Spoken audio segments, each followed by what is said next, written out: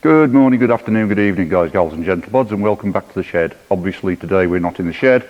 This is Morty. Morty doesn't fit in the shed, so we're in the big workshop. In the last video where I assembled the rear axle and the springs, I mentioned that I found some corrosion in the rear left-hand chassis section where the rear spring hanger goes. So I've got to deal with that. I've also found some corrosion in the right hand of the boot floor. I'll explain that in a moment. As you can see, I've got my best Saturday night clubbing gear on. So a nice sexy leather coat and my welding helmet. Now this is a good welding helmet because, as you can see, it has a pull down grinding mask inside the main welding shield. It's also air fed. If you can see on my back, there's a belt mounted pack there that's battery powered. That draws in air, filters it, feeds it up that pipe up my back and feeds it inside the helmet, so I've got clean fresh air to breathe, no welding fumes. The powers that be have now decided that welding fumes are carcinogenic, something I've suspected for decades, but they've now said it is, so we have to take care. These are not a cheap setup. This one was about 450 quid, but what price your health? So I've got the welding coat on. I've got my overalls on underneath, I've got my head shield on, I've got a good pair of welding gloves. You've got to look after yourself. One other point about welding, if you can't see it, you can't weld it. Now these glasses are varifocals and are terrible for welding because typically when you're welding, the work is close quarters and that means looking through the bottom of the lens, which means I'm looking down my nose effectively, so it's very difficult. So when I'm welding, I switch to these, which are a pair of reading glasses, and that gives me the close-up vision for what I'm doing. Right, that's enough of my twaddle.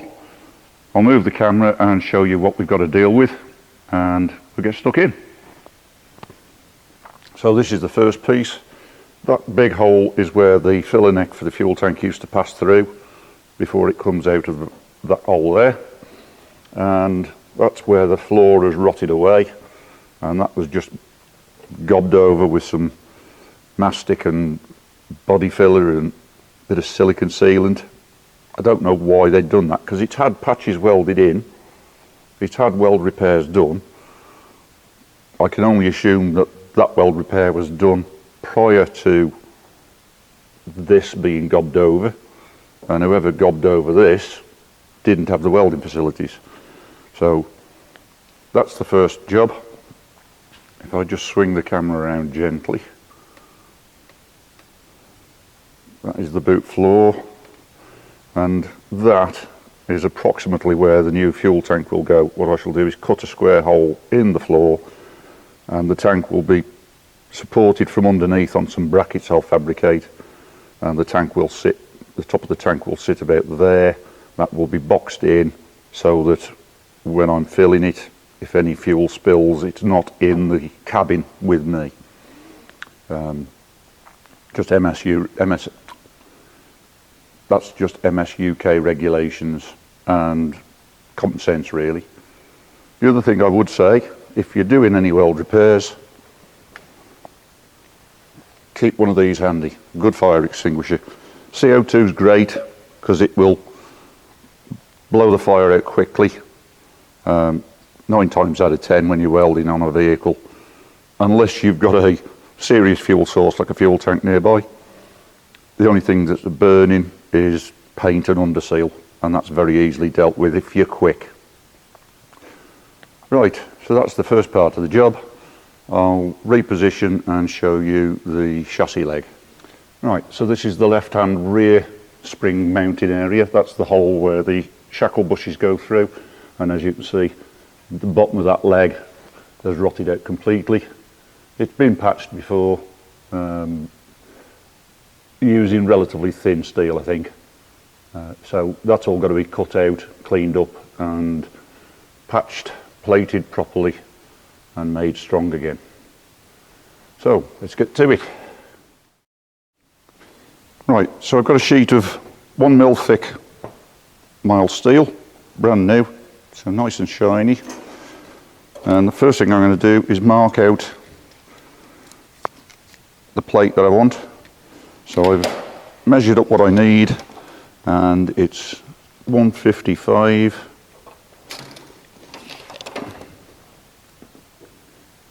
by 125 millimeters, and that will cover the filler pipe hole and that bit of rot in the corner. So I scribed that out. There's various ways of cutting this. I've got a small guillotine, but it's a bit over the top for that plate. I can use the aircraft tin snips, but that tends to bend the material as you go in. So what I'm going to use is an air nibbler. It's a little bit noisy, but quick, and doesn't distort the metal.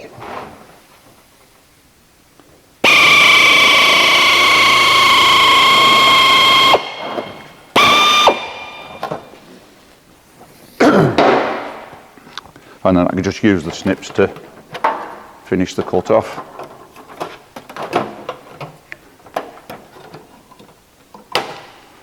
And there we have one nice flat straight plate. So I can get that in place and get that welded in. Right, so that's my patch in place. Just got to weld it now. Here we go. And there we are. So that's that patch glued in. Couple of points. Make sure you've got a good earth. Clean any paint or rust off where your earth clamp is connected to, and keep it as close as you can to the job. That will prevent alternator issues or anything like that. And keep an airline handy with a blowgun on it. Don't forget that on the other side of the metal that you're welding to, it's going to get damned hot as well. It's up around 3000 degrees Celsius. So if there's any paint or underseal, that will burn. So do a couple of inches maximum, 50mm or so, and then check the other side. And if you've got an airline with a blowgun on, that will blow a fire out very quickly. So just a couple of little tips. Right, that's that patch done. I'll get her up in the air a bit further and we can see about doing the chassis leg.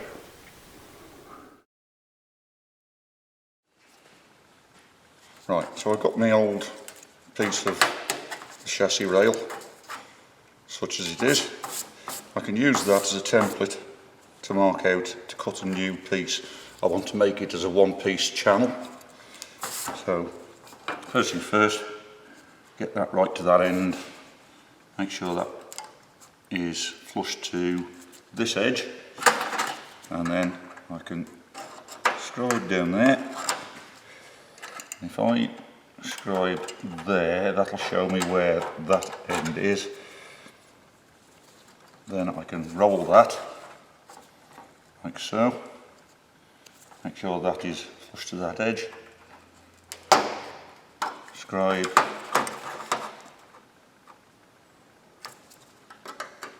And scribe. And then the same at this end. So where I've got that scribed too. Scribe where that is, pop that on to the mark, pop that on to the mark. It's easy to see the mark there. That's the mark. So that to there. So if I put that to there, and that to there, and then I can scribe along that edge, because if because of the position of it, it's very difficult to get a good clean cut. Consequently, that edge is a bit higgledy-piggledy, so I need to allow for that. It's not going to be easy to try and straighten that up and get a decent cut on it, so I think we'll go with that as it is. And then what I want to do is, with that in position, do the line,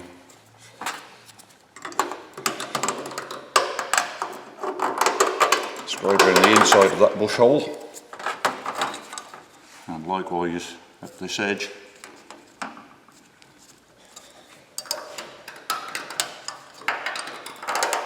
Straight around the inside of that bush hole, and mark the position of the bumper iron bolt hole. Right. So in theory now, if I draw a straight line to there, and a straight line there to there,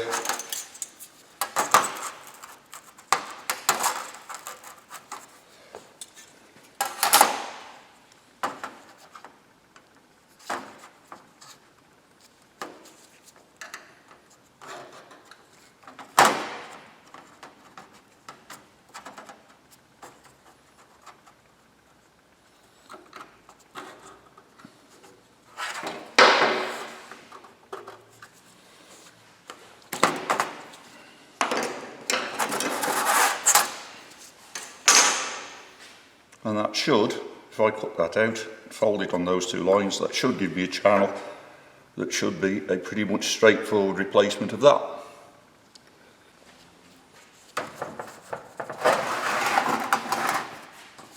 So I'm going to rough out cut that, so I'm going to cut it slightly big and then I can trim it back with the hand cutters.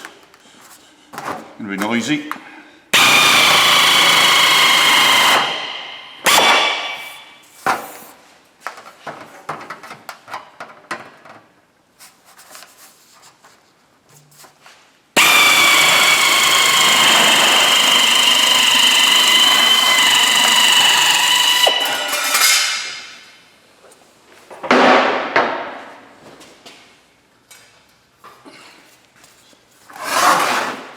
So there we are.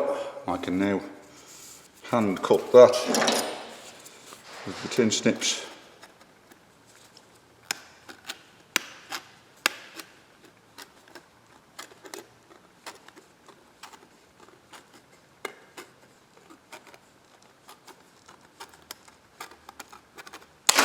Like so.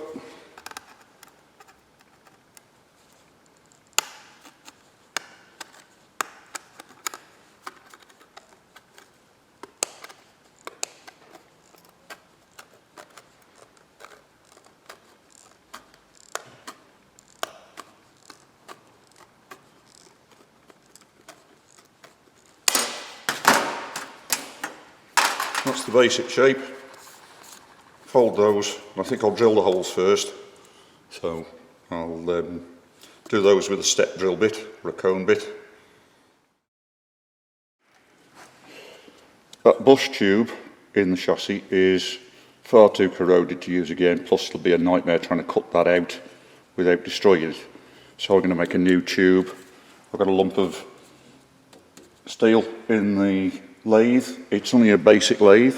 Right, so I need to reduce the outside diameter because it doesn't need to be that heavy, and I need to open up the inside diameter to 22.5 millimeters to accommodate the bushes.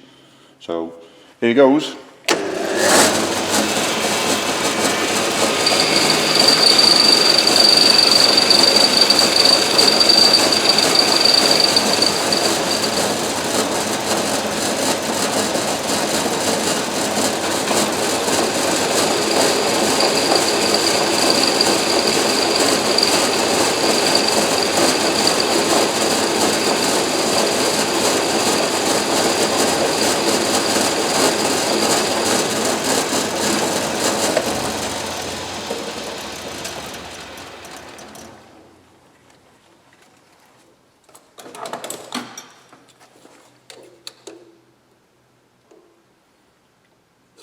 28, that'll do nicely. Right, so I've got the outside diameter to what I want it. Switch to a boring bar to open up the internal diameter. If there's any machinists watching, I do apologise for the state of my machine. I'm a scruffy bugger, I don't clean it, and I'm not a machinist, so don't get too carried away with your comments on my abilities.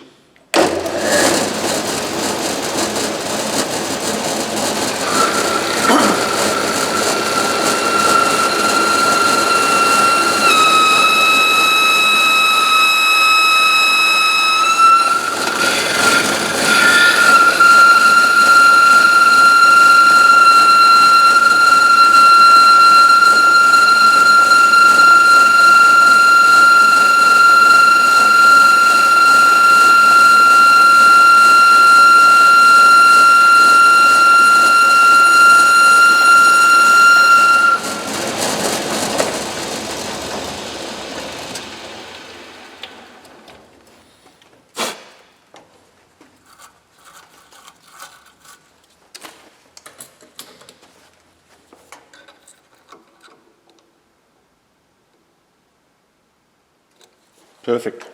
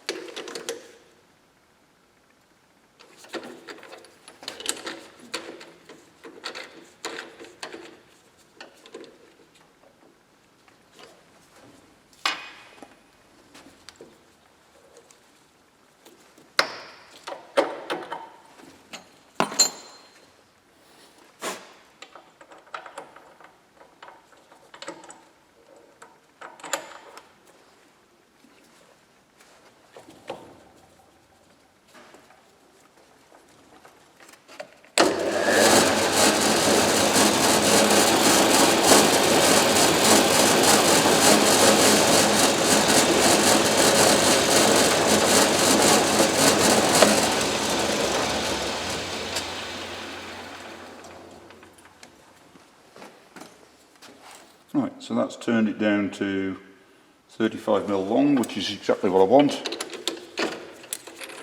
Pop that out.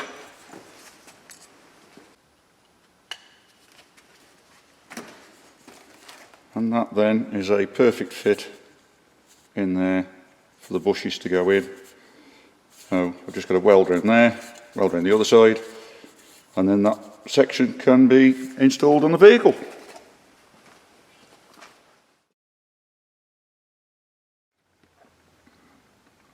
Right, so I've got the new chassis section fabricated, the tubes 2 welded in place, and I've got that in position now, held in place with a couple of magnetic brackets. So I'll get that welded in. As you can probably see, I've got a bit more rust to deal with here, but we'll get to that afterwards. First things first, let's get the chassis glued back together. So that's the new chassis section in place, fully welded. Just giving it a coat of etch primer and then a coat of black paint, just to stop it rusting away before I get it finished. I'm going to have a look. I'm going to have a look at that area immediately above it now. That should be in the boot floor. So this is the area immediately above where I've just welded that section in the chassis. And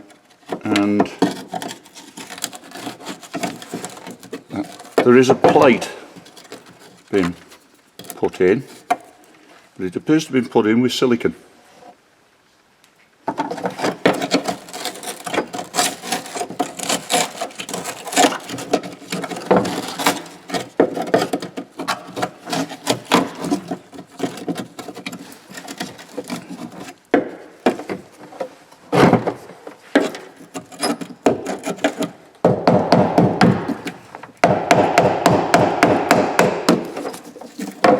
Oh my word.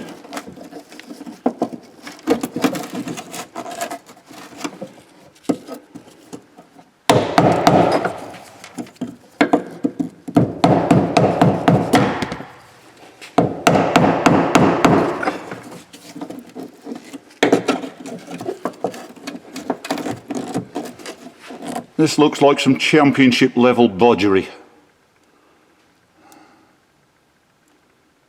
Oh. Yeah, it's not even welded, it's not even glued down at the far end, it's just been glued down with a bit of silicone by the looks of it. Okay, I'm going to have to chisel this out, scrape all the gunge and grot out, and see just how much rot we've got to deal with in this corner of the floor. I'm hoping that I don't end up at the front wings chasing rust.